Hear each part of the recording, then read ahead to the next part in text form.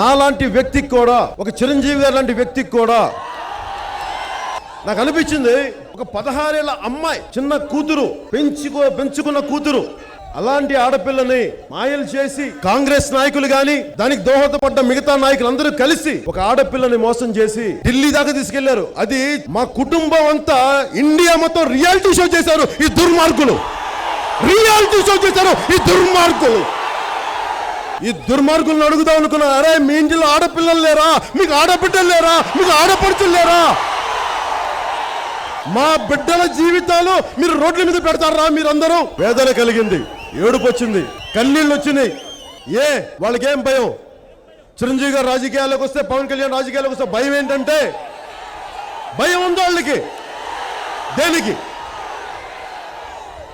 అందరినీ సమానంగా చూస్తారు, అన్యాయం మీద పోరాటం చేస్తారు, అధర్మం మీద దాడులు చేస్తారు, ధర్మాన్ని నిలబెడతారు. అది భయం వాళ్ళకి.